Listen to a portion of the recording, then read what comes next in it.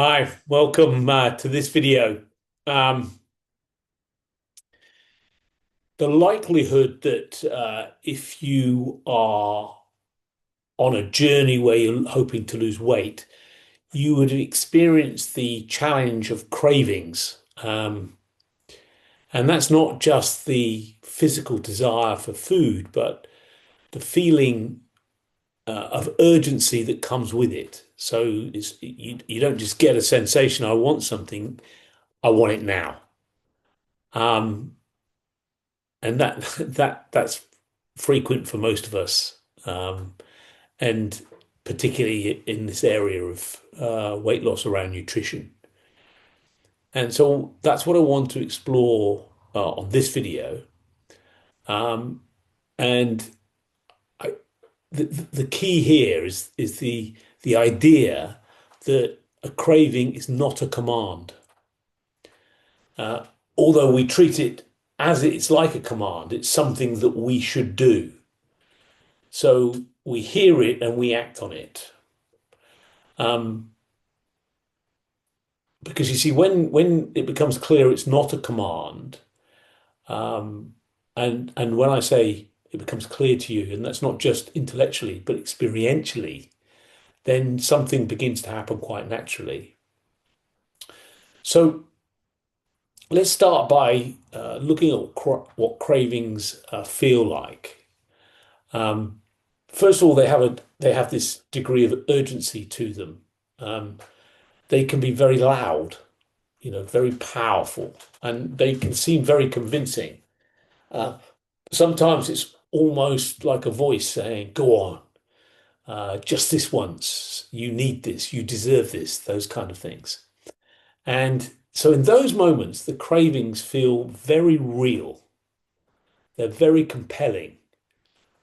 There's no, it's like there's no gap between the urge that you have and the action that you need to take.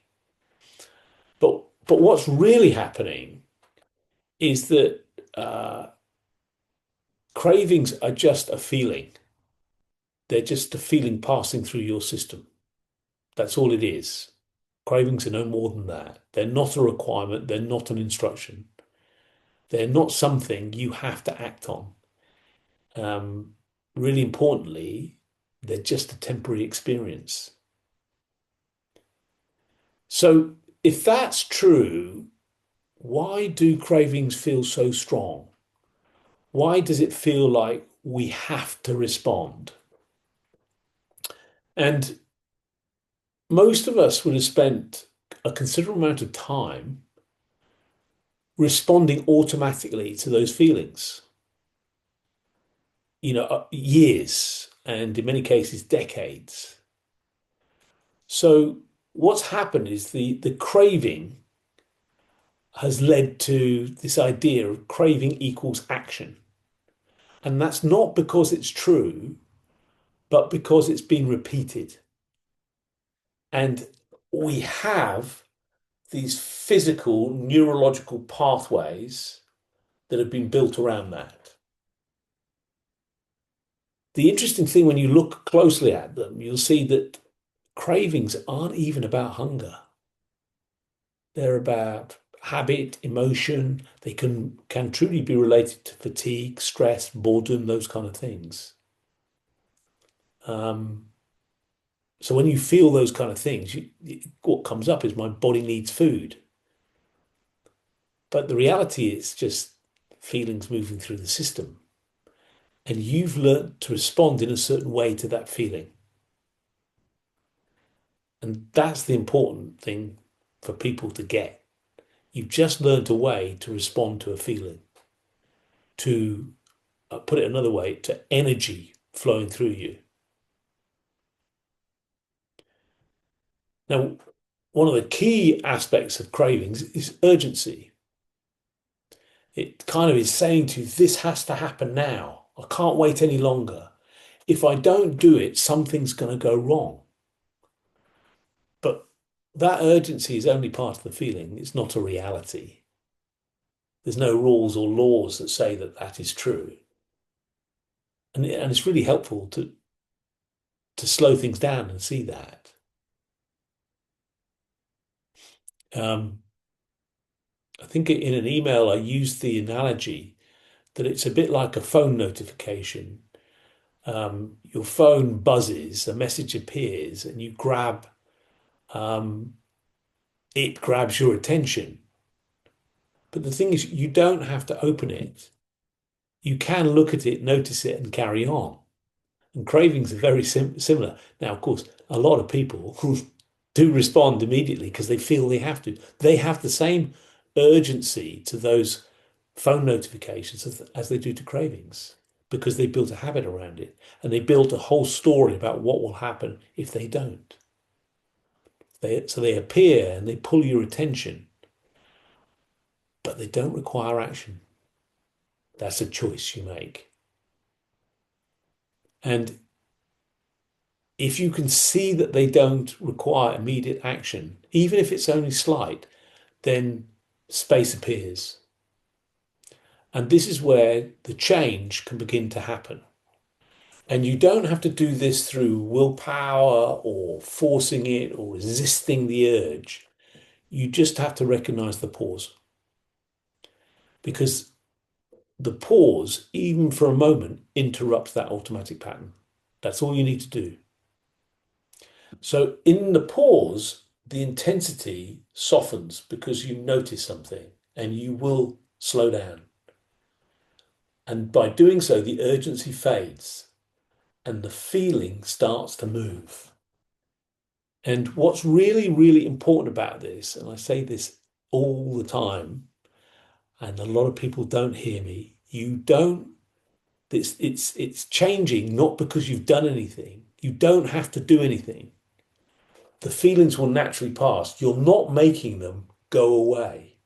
That's really important. See, some people, when they hear this, they think, oh, I've got this craving feeling. I've got to get rid of it. No, because by trying to get rid of it, you're forcing it away. You will get more embroiled in it. Your thinking will become even more revved up. So, any kind of feelings you have, think about stress, frustration, excitement. They don't, the intensities that you experience in those things don't stay forever. And cravings are no different. So I restate this. What you're not doing is you're not trying to avoid. You're not pushing them away, distracting, fighting, getting rid of. Because all of that is just another form of resistance. And the resistance is often the biggest barrier to change. When we don't want certain feelings, we develop strategies to get away from it. Those strategies become the problem in themselves.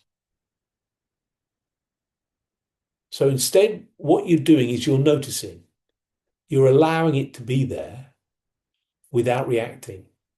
And what you'll notice in doing that, the energy changes.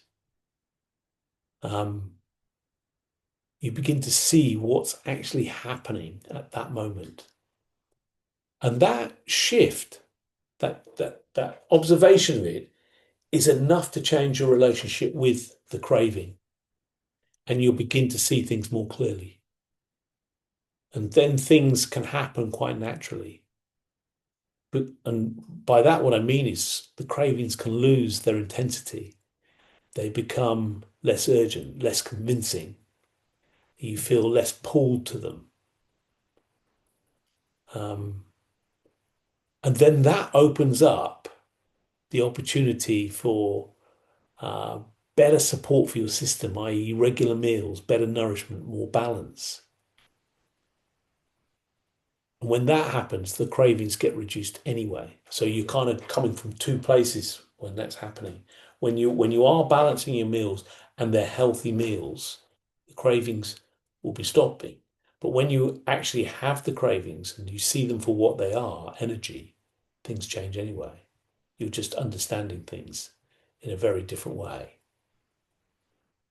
So often on these videos, I talk about something practical that you can do. So, for here, it's really just about noticing. And when you notice it happens and you have the pause, you can ask yourself some questions. what does this really feel like? Where do I feel it? What thoughts are coming into my head? And and just remember in that moment, it's a feeling, it's energy, it's not an instruction. And then if you can, do nothing for a moment. Just watch it, just notice it. Notice the energy rising, notice it peaking, noticing it starting to fade, even slightly. That's all you need to see. So the importance of this is you might follow the craving. That doesn't matter. Even if you do, it's the noticing. Each time you notice, your system resets each time. We call that self-correcting. The system self-corrects. It changes just by noticing. So even if you follow through on the craving and you do the action that you might not necessarily want to do, don't worry about it. Move on. So craving might feel strong and urgent, but it's just a passing experience. And the more you see that, the more space you'll naturally have, not through effort, but through understanding what is happening in that moment. And from that space, you can make very different choices. Um, you'll make choices that are easier to make and come more naturally to you. They'll feel freer. And that's actually one of the important things is that you're freeing yourself up to make the kind of choices and act in the way that you want to act. And that's really enlightening. Thanks so much.